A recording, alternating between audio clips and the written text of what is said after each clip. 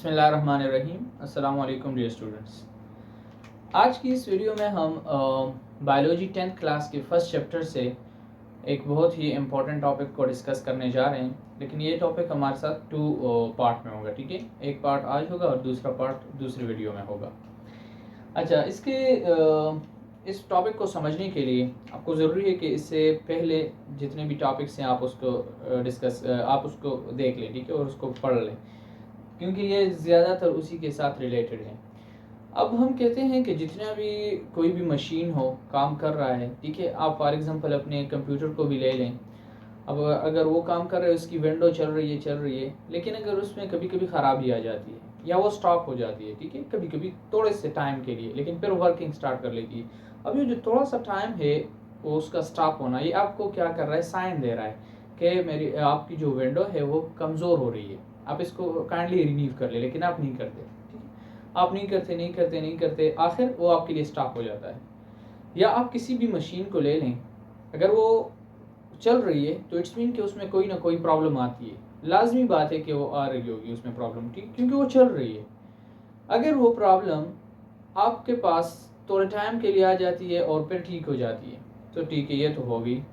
कुछ प्रॉब्लम होती है जो कि आ जाती हैं और वो अपना घर बना लेती हैं वहाँ पे उसी मशीन में, जब तक आप उसे रिपेयरिंग के पास नहीं ले जाते, किसी मैकेनिक के पास नहीं ले जाते रिपेयरिंग के लिए। तीसरी कौन सी होती है कि वो आपको कोई सिम्टम्स नहीं दे रही, लेकिन आपको वो मसला क्रिएट कर रही है अंदर से वो मशीन, और वो आपको साइन और सिम्टम नहीं दे रही बाहर, तो ये भी बहुत खतरनाक है। इसी तरह हम इससे पहले रिस्पायरेशन के बारे में पढ़ चुके हैं कि रिस्पायरेशन होती क्या है, फिर रिस्पायरेटरी ट्रैक के बारे में पढ़ चुके हैं। नोज हो गई, नेजल कैविटी हो गई, फेरिंक्स हो गई, लैरिंक्स हो गई, ट्रेकिया हो गई, ब्रोंकाई, ब्रोंक्यूल्स एंड अल्वेओलाई। इस वीडियो से पहले काइंडली आप ये सारे टॉपिक्स देख लें, तब आप रिस्पायरेटरी डिसऑर्डर को समझ सकेंगे। अब इसी तरह अल्लाह ताला ने रिस्पायरेटरी ट्रैक बनाया हुआ है, रिस्पायरेशन कर रहे हैं हम, जो प्रोसेस हो रही है ह्यूमन में, एनिमल्स में, उसमें फिर कोई ना कोई प्रॉब्लम भी आती है। अब वो प्रॉब्लम इस तरह नहीं कि अल्लाह ताला के बनाए हुए किसी सिस्टम में कोई प्रॉब्लम आ जाती है, नो नो नो, नेवर। वो भी हमारी ही गलतियों की वजह से आती है, उसमें कोई भी प्रॉब्लम नहीं आती। लाइक हम कहते हैं कि मशीन में तो प्रॉब्लम आ गई, ठीक है, लेकिन अल्लाह ताला सुब्हान व तआला के सिस्टम्स में, उसके बनाए हुए तरीक़ों में, उसके बनाए हुए सिस्टम्स में, ह्यूमंस में होगी, एनिमल्स में होगी, प्लांट्स में होगी, किसी भी सिस्टम में कभी भी कोई ख़राबी नहीं आ सकती, हत्ता कि जब तक हम उसमें प्रॉब्लम ना क्रिएट करें। क्यों? क्योंकि आप ख्याल नहीं रखते फिर अपना। इसी तरह हम रिस्पायरेटरी डिसऑर्डर को पढ़ते हैं, जिसमें फर्स्ट है bronchitis and the second one is emphysema. इसके जो 3 और डिसऑर्डर हैं उसे हम दूसरी वीडियो में उस पर बात करेंगे। ब्रोंकाइटिस, अब ब्रोंकाइटिस ये 2 वर्ड से बना हुआ है, ठीक है, ब्रोंकाइटिस, ठीक है, ब्रोंकाई ये तो एक वर्ड हो गया, ठीक है।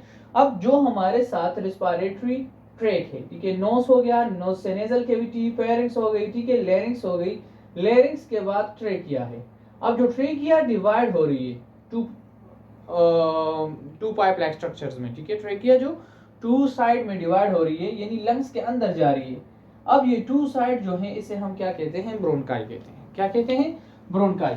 और उसके बाद फिर यही जब ब्रांच में कन्वर्ट होती है, 2 पहले हो गई ट्रेकिया के बाद, जो left lung and right lung में चली जाती है, उसके बाद उसमें जो और डिवीजन होती है, यानी और ब्रांचेस में कन्वर्ट होती है, उसे फिर हम ब्रोंक्यूल्स कहते हैं।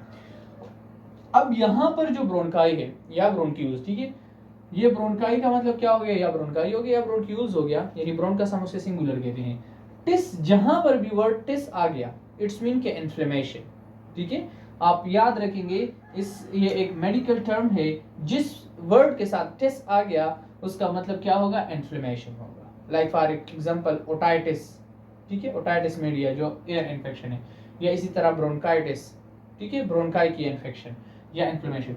It is an inflammation of lining of your bronchial tubes. अब क्या है हमारे साथ, जो ब्रोंकियल ट्यूब है वो क्या कर रही है, वो ट्रेकिया से हवा क्या कर रही है, अंदर ले आ रही है, एयर को क्या कर रही है, अंदर ले आ रही है। कहाँ पे? अल्वेओलाई के पास ले जाने के लिए।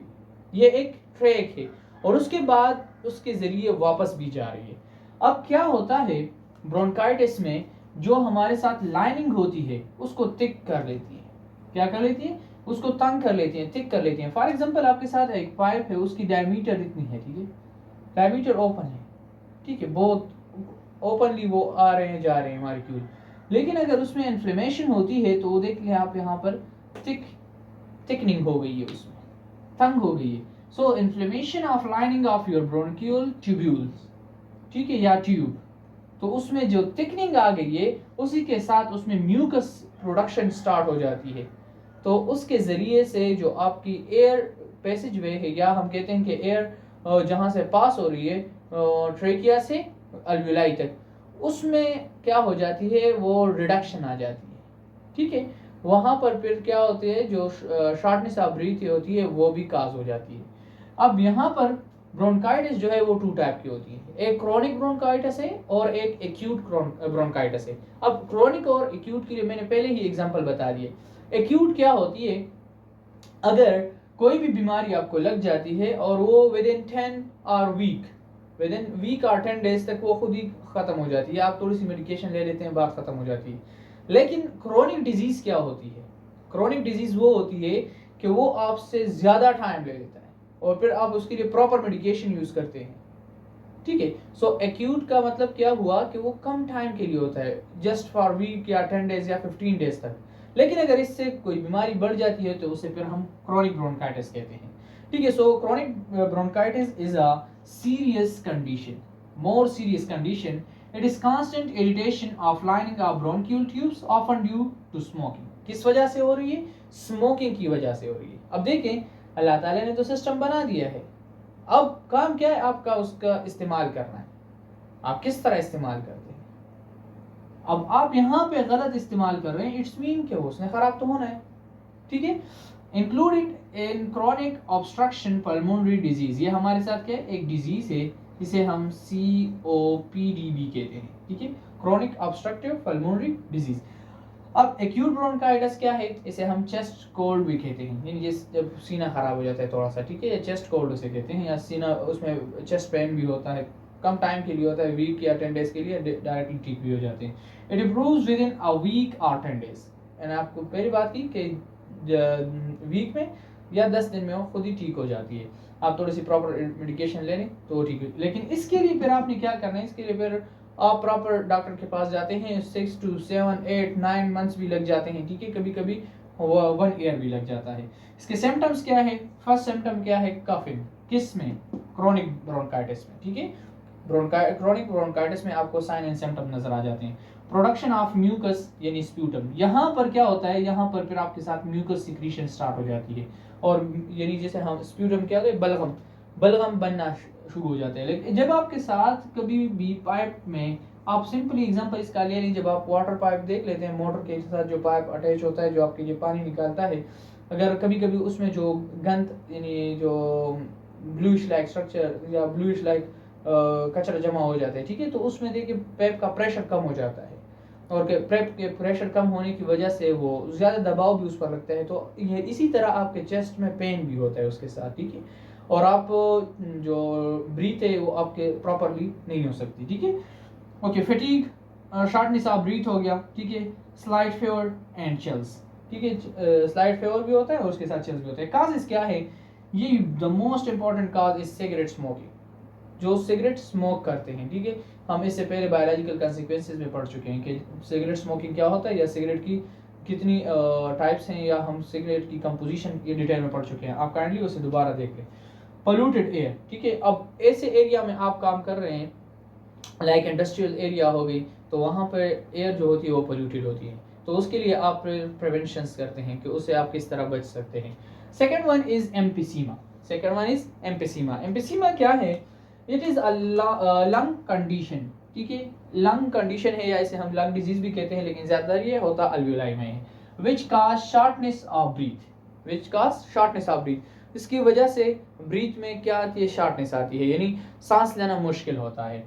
एयर सेक्स यानी अल्वेलाई आर डैमेज्ड, आपके पास एमसीक्यूज आ भी सकता है कि एम्फीसीमा ज्यादातर कहाँ पे होती है, या मेन इसकी जगह कहाँ है, तो ये अल्वेलाई है।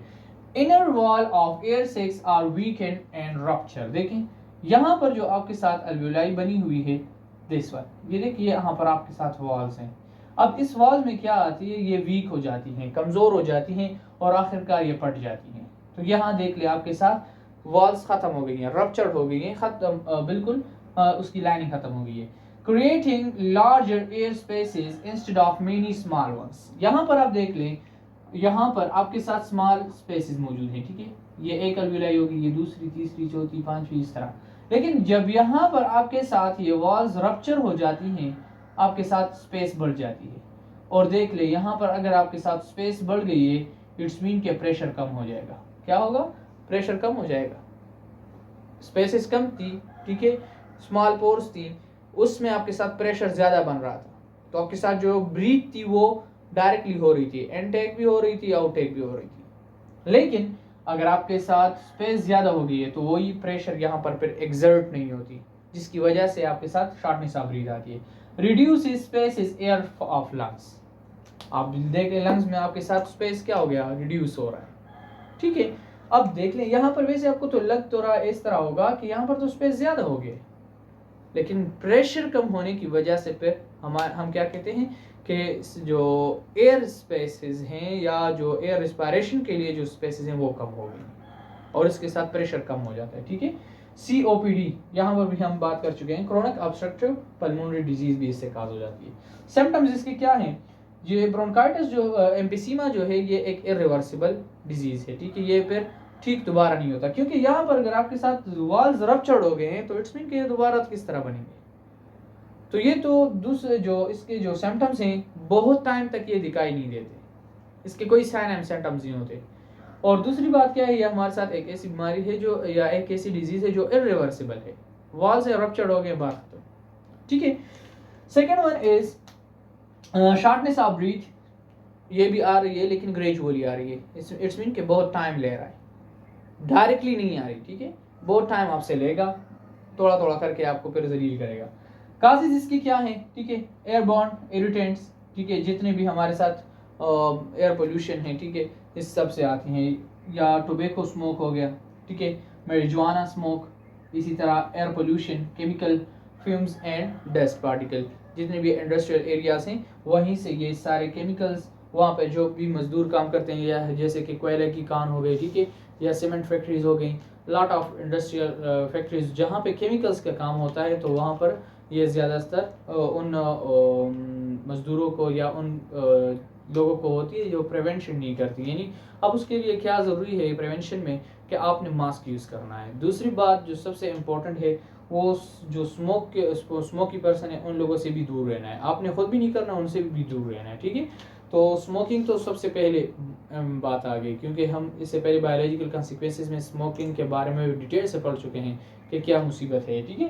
प्रिवेंशन में क्या है कि आपने स्मोकिंग नहीं करनी और जितने भी स्मोकर्स हैं उसके पास भी नहीं जाना। दूसरी बात क्या है, जो मास्क है उसका यूज़ आपने करना है। सो आज के टॉपिक में हमने 2 रिस्पायरेटरी डिसऑर्डर के बारे में बात कर ली है, ठीक है, ब्रोंकाइटिस एंड एम्फीसीमा। अब डिसऑर्डर क्या होती है? डिसऑर्डर एक ऐसा मशीन जो अपना फंक्शन नहीं कर पा रहा, तो इसे हम डिसऑर्डर कहते हैं सिंपली, ठीक है। मैं फर्स्ट में भूल गया था तो अभी बता रहा हूँ कि डिसऑर्डर क्या होती है। डिसऑर्डर वो यानी डिसऑर्डर, ठीक है, उसके मैनेजमेंट में खराबी आना। कोई भी काम, कोई भी ऑर्गन हो गया या कोई भी मशीन हो गई, वो अपनी काम कर रही है लेकिन अचानक उसमें कोई प्रॉब्लम आ जाती है और वो डिसऑर्डर, उस डिसमैनेजमेंट उसमें हो जाती है, जो अपना काम फिर फंक्शन अपना काम नहीं कर पा रहा, ठीक है, या अपना फंक्शन नहीं कर पा रहा टाइम से, तो उसे हम डिसऑर्डर कहते हैं। 2 हो गए इसमें, ब्रोंकाइटिस एंड एम्फीसीमा। इंशाल्लाह जो 3 रहते हैं वो अगली वीडियो में। उस टाइम तक अपना ख्याल रखें और हमें दुआ में याद रखें। अल्लाह हाफिज़।